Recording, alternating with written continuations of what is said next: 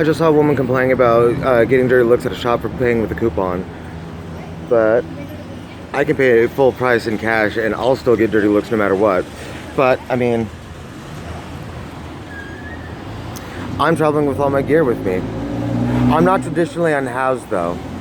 Like my channel says, I was a Buddhist monk. I'm ending Pindapet now, and that's a gray hair. Oh my god, I've got a gray hair. My teacher and I came out here last year in 2017 for the 50th revival of the Summer of Love.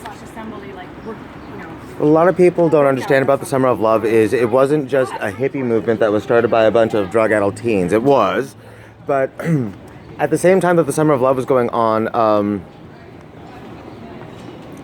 Srilanan, you know what? I'm just a student. Don't expect me to know the names. A Satguru had come into town and was, he was teaching somewhere, and I can't remember exactly if it was Timothy Leary or if it was the. So this kid had been interviewed on a news station about what it was about San Francisco that was so wonderful, and the kid said that, well, y'all just got to come down here and check it out. You know, he basically invited the entire country to come see San Francisco. At the time, it was a bunch of displaced youth that showed up between the ages of 13 to 17. Yes, the street was literally, well, not the Castro, but Haight-Ashbury was literally flooded with children. So the Summer of Love phenomena was more about runaway teens that, you know, had a message for their parents that they didn't want the same lives that they had. Unfortunately, the Summer of Love didn't last long. It lasted for about a month. It got too cold. It's San Francisco. I'm from the Midwest. I'm from Nebraska, so I can tell you personally, when we hear about California, we're mostly thinking of Southern California. We really don't think of this as being a temperate climate, but and neither does the rest of the country. So when people come out here, they expect it to be sunny and nice and pleasant all the time. And actually in San Francisco, it's rainy, it's foggy, it's windy, it's blustery. It's really not a very pleasant place to be. But all of that aside, a lot of the people stayed here, and over time, San Francisco has been known for its very progressive political stances, its programs for homeless, displaced youth, LGBT. And yeah, in the 80s and 90s, this became the gay mecca. This is where we all came to be ourselves, where we had a chance to.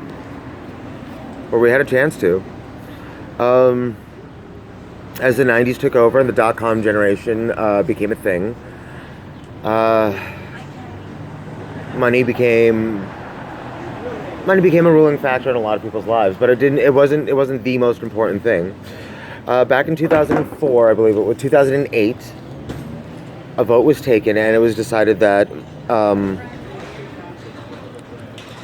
well, the first decision that we came to was that corporations and businesses and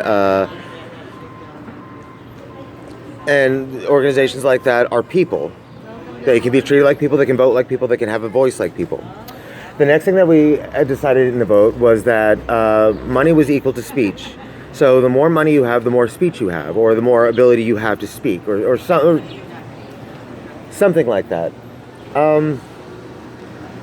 I was distressed because it didn't seem like anybody had even voted for these things. Every time I asked people about what their opinion was, what their stance was, what their vote was, nobody had even heard of this.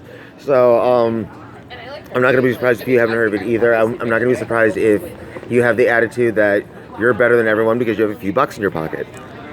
That seems to be something that's going around.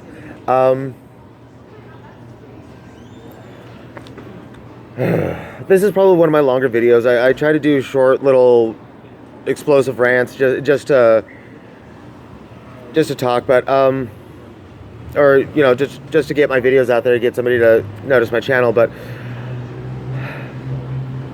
this was probably going to be one of my longer videos and probably one of my more serious ones because it's the reason why I started this channel and the reason why I've why I've ended my time as a Buddhist monk.